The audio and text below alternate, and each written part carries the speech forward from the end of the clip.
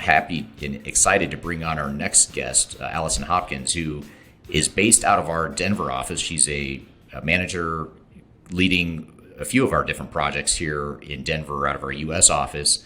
And she's doing work at one client in particular in Southeast Asia. So even though she's based in the U.S., we're doing some work for this client in Southeast Asia. And Allison's a great person too. She's very smart, very knowledgeable, fun to work with. And I'm excited to have her on the show to talk about this client. It's an oil and gas client in Southeast Asia who's getting ready to start their digital transformation journey, and we're helping them with the overall strategy and evaluation of different options and technologies. So I'm excited to have her on the show. Allison, welcome to the show today. Hi, Eric. Thanks for having me. Absolutely. So I guess to start, maybe you could give us a little bit of context of the client, what they do, how many employees they have. Maybe just tell us a little bit about the client that we're working with here. Yeah. So we've got a really great partner in Southeast Asia. They are a large manufacturer of oil and gas, and they are a subsidiary of a larger global company, but they've got a fantastic pipeline of natural resources, and they have about 4,000 employees of their own in the country, and they work with an additional 2,000 contractors that come and go and bounce from the larger parent company back and forth between their country and company. So a really interesting dynamic from employee population, and they're one of the leaders in their industry. So they've got a lot of skilled resources that they're passing along globally, and it just makes things interesting from an HR perspective. Right. Yeah, oil and gas is always interesting because it's an essential thing that we all need, but also just the whole process behind actually producing oil and gas is fascinating. It's always been fascinating to me. Absolutely. So I guess if you think back to the very beginning of this project, and this is a project that we're right in the middle of, we're kind of in the thick of it as we speak, but when you think back to the beginning of when we started our partnership with this client, why did they hire us? I mean, what was the problem statement, or how had they defined the transformation that they wanted us to help with? Yeah. So when we started this engagement, we had a core team of HR leaders within their HR information systems group that really was established as our project team. They had an outgoing executive that had been with the company for a number of years. This individual had implemented SAP, and they've had really great successes with SAP for the last, call it 8 years. But with all of the digitalization that has happened, and with the new opportunity to have a new leader in this area, they really hired Third Stage to help them get set up with solid processes, an inventory of where they were currently, an inventory of where they wanted to go in the future. And then they're looking to us to help them match them up with the best solution provider for an HCM system. And they had, some competing priorities. But in terms of an ERP, or should they do ERP first, or should they do HCM? And so that's been conversations that we've had with their HR team, HR leaders throughout the entire process. Okay. So was there a tipping point or some sort of challenge that they ran into as an organization that led them or triggered them to reach out to us, or was it something that built over time, or how did they get to that point where they said, hey, we need to really look at our ERP and HCM systems and reevaluate where we're at?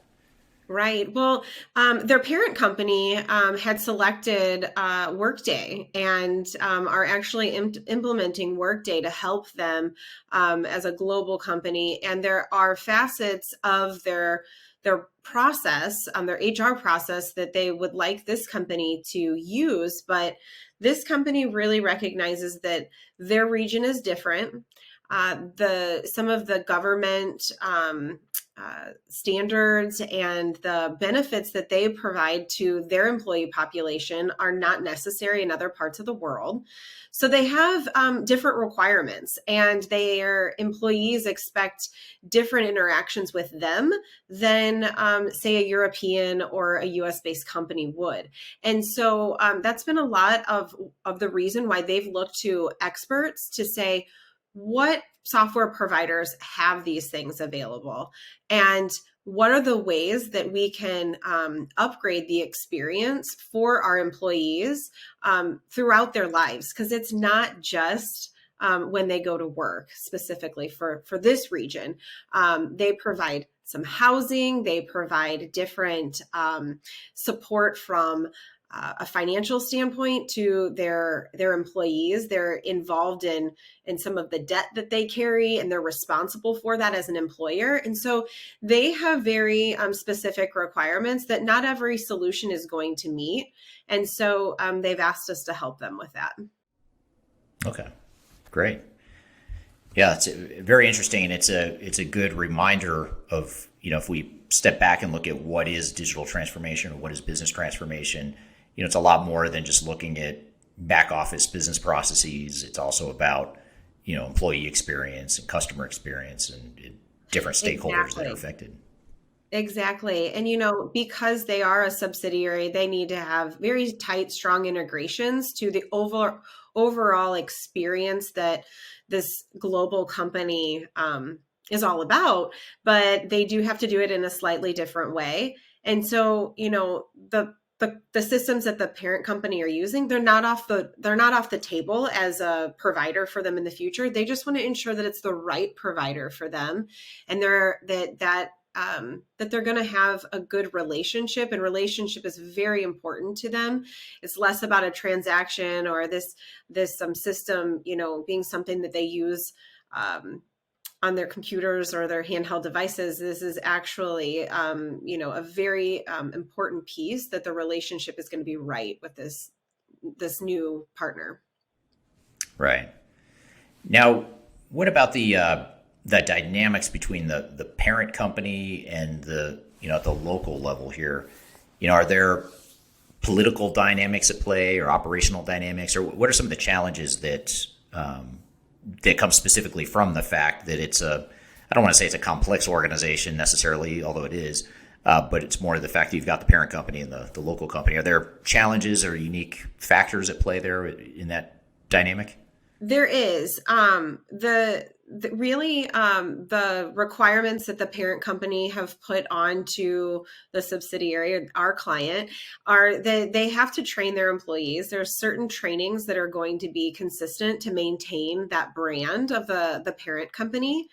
And so the talent management portion is one that they're less concerned about the new solution having it, because they might wholesale take the parent company's training and amend it slightly. So that's one interesting factor. And then really just the data. I think the data that's shared back and forth and the privacy. The government definitely has some restrictions that are different. Every country has unique data privacy standards, and this one is no different. And so because the parent company is from a different country, there are some more requirements that we are considering for the selection of a future partner. So what are some of the challenges that we're seeing so far with this client in terms of the project, and any roadblocks or obstacles or pain points we're seeing as we help this client get started on their journey? Yeah. So I think the biggest challenge was, working with different cultures. Sometimes, we all react differently, and we have social norms. And really with this client, they expect to be very buttoned up and polished and prepared to go into any workshop type setting. So in consulting, in engagement, do a lot of workshops, you do a lot of whiteboarding and solutioning in a group setting. And this client really likes to have a pre-read, react to it, come and present back, rather than doing a lot of thought sessions.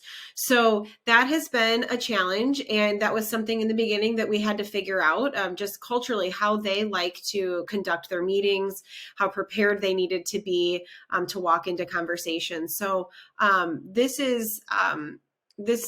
this cultural norm really shows through in the way that they have documentation and the way that they store and share information within their organization. So they're very buttoned up from a process perspective, which was really helpful. But one of the things that we uncovered was that there's a very heavy reliance on existing functionality embedded in their process, rather than and in their documentation, rather than saying, we hire employees, and these are the activities that we go through to hire the employees or to prepare for a new employee for onboarding. Rather than talking through those activities, they really would talk us through what steps they took within their system.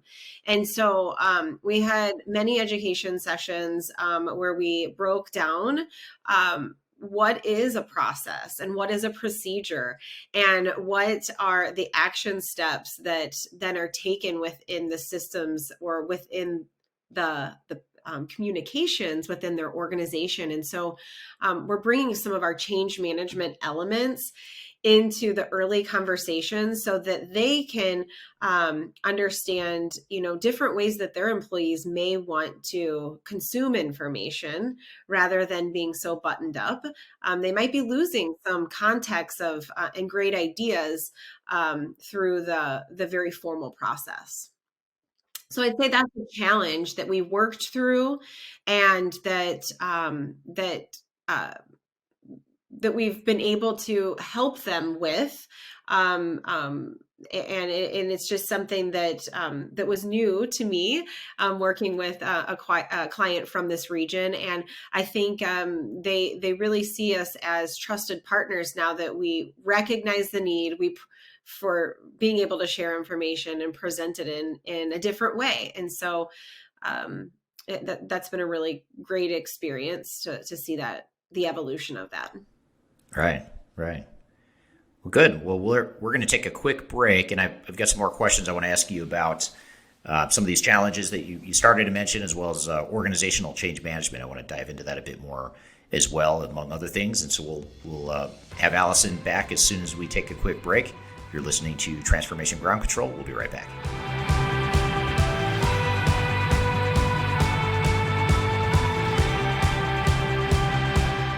Aiming for transformation success, turn to Third Stage Consulting Group. Third Stage's independent and technology agnostic consulting team helps clients define their digital strategies, define their roadmaps, and manage their transformations. With offices in the US, Europe, and Australia, our team helps the world's most forward-thinking organizations through their transformation pitfalls and risks. If you are embarking on a digital transformation or business change initiative, contact Third Stage Consulting to see how we can help you reach the third stage of transformation success. Learn more about us and download independent reports, videos, and other best practices at thirdstage-consulting.com.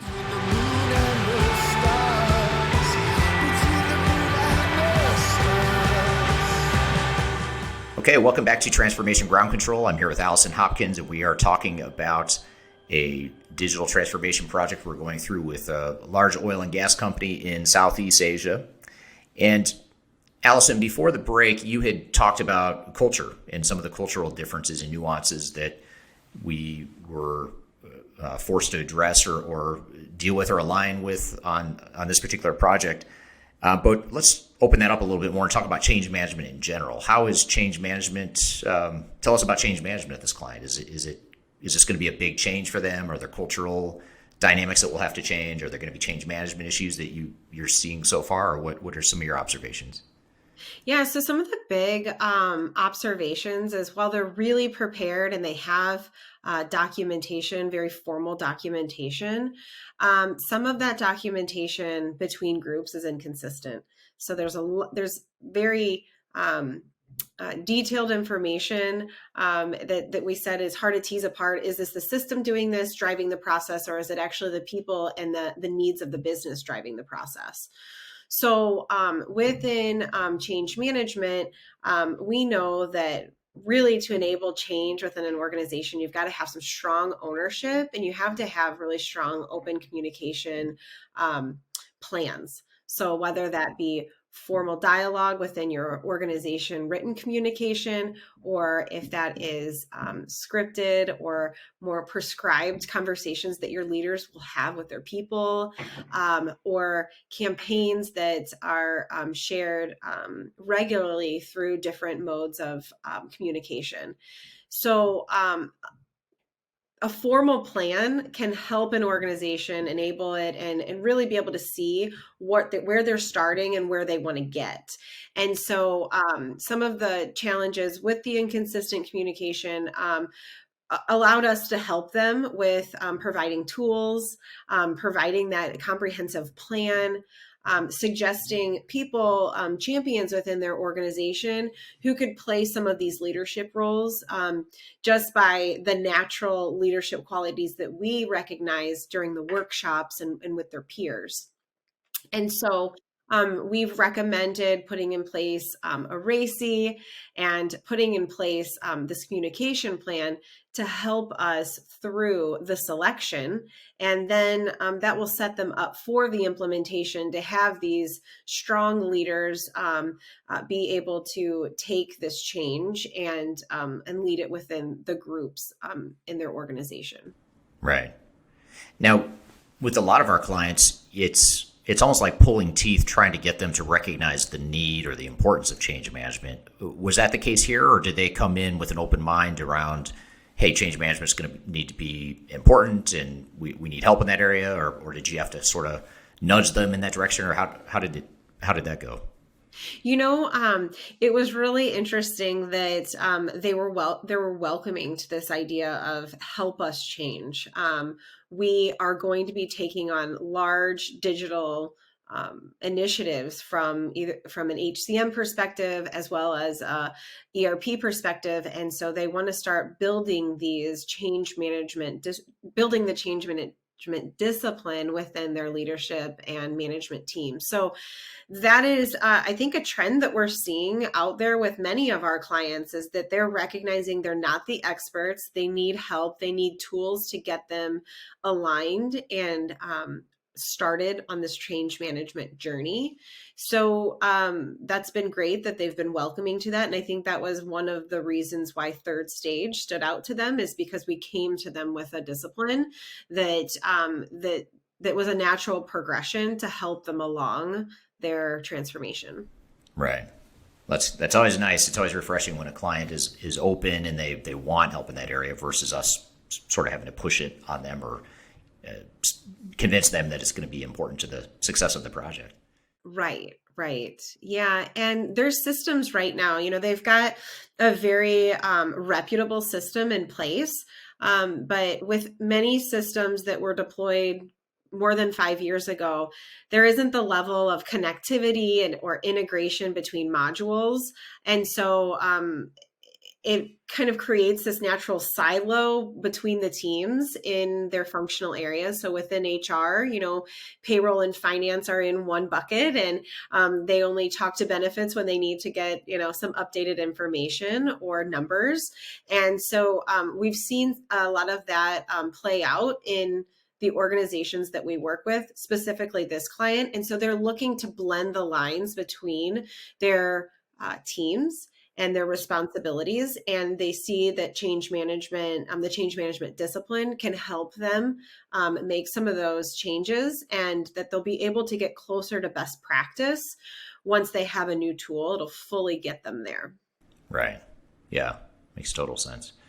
Now, speaking of tools and best practices, you mentioned earlier on this whole, I don't want to say lack of clarity, but it sounds like there were two different paths that they were thinking about in terms of we could either go down a path of a single enterprise-wide ERP system, or we could look at something that's more specific to the employee experience in HR with the human capital management or HCM systems.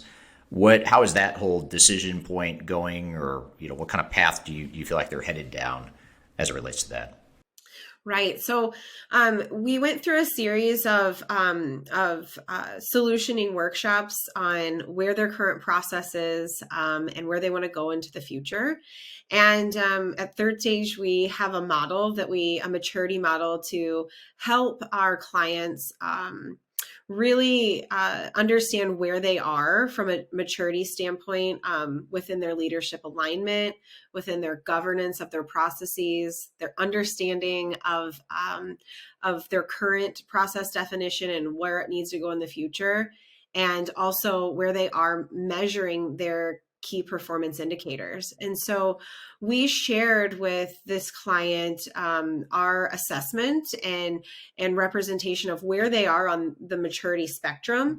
And in terms of them making a decision on should they select an HCM and deploy an HCM first or do an ERP first, I believe since we've revealed our findings, they really are recognizing their need to mature some of their human resources processes before jumping right into an implementation. And so they have carved out some time in their timeline to focus on that. And they do have some pressing needs on the ERP front. And while they haven't quite made a decision on which one they're going to move forward with or haven't announced a partner on either one of them, I do believe that they're choosing to mature those processes before they go into the HCM implementation. Okay. And that entails what exactly does that entail? Is it kind of redefining or refining what they want their future state processes to look like? Is that what you mean by that? Or so they've got a good vision of what their future state processes look like. What they're actually going to be doing is making sure that they have alignment across their business groups on what those current processes are, where there are opportunities, what opportunities they can make, process improvements they can make irrespective of a new HCM. And where can they actually look at the workflows that they have today, the approvals and then certifications and requirements they have for certain jobs, and where can they upgrade those? Where can they get really crisp on what needs to happen, who needs to do what, and make their workflows much more efficient. And so we were able to point out some areas where they could do that. And it's going to take some time to ensure that they have the right people involved to make some of those changes. Right. So just as a closing question then, one of the things that I find fascinating and things that I love about being in consulting is that every project, just when you think you figured it all out or you have all the answers, every client you work with, every new project you do, you tend to learn a lot. And there's some kind of takeaway that you can kind of add to your arsenal of knowledge and take to your next client. What are those, are there any one or two things that stand out to you that you really picked up on with this client that was either unique or something you hadn't seen before, or just a lesson for you and the rest of the team as we've gone through this journey so far with this client? Yeah. You learn so much from every client. I think you take a couple golden nuggets out of any new relationship that you have with clients. And with this one, I do believe that it's, seek first to understand, listen, and then make the assessment. And while at third stage, we have a lot of great methodologies that we follow and that we can bring to our clients, they may want to look at things in a slightly different format. And so you have to be able to be flexible, to listen, to understand how they're going to use the information that you're presenting and slightly shift it on its axis and present it in a different way. And so with this engagement, we knew going in that this client, was considering HCM or an ERP. And while we would love to help them with implementing a new HCM, we know what's best for them really is to focus on elevating their leaders, elevating their processes, and becoming efficient so that they can be successful when they do implement. And so, while it's not always, the goal that I may have, what I took is that there's opportunities and there are new pathways that are going to open up based on providing really great recommendations to the client. So, and then it's just been really enlightening on this new culture that I'd never worked with before. Just, really, I respect that how professional they are and how prepared they want to be. And it's been very flattering at times, just that they don't want to waste our time. And the way that they present it, it could be presented in a different fashion and taken the wrong way, but they really are hospitable people. So it's been great. Yeah. Yeah. And it's a good reminder too, that, a lot of clients we work with come to us with a problem statement that's focused on technology, but then you peel back the onion and you find that, well, it's a lot more than that. Like you said, it's your process maturity, it's your organizational alignment. There's other things that, you have bigger fish to fry, or things you need to address first before you start worrying about technology. And that's the beauty of being technology agnostic and independent like us, is we don't really care if they implement technology now or later, as long as we can help them fix their business. Exactly. Yeah. I mean, that's a great way to say it. And you can fix technology relatively quick, but if you've got a very strong rooted culture and a strong workforce, large workforce, it takes a lot longer to turn that ship than it does to implement a system. Right. Yep. Absolutely. Well, good. Well, I've learned a lot in this discussion. I appreciate you being here today, Allison. It's been great chatting with you. Thank you, Eric. All right. Thanks, Allison. We're going to take a quick break, and we'll be right back with more Transformation Ground Control.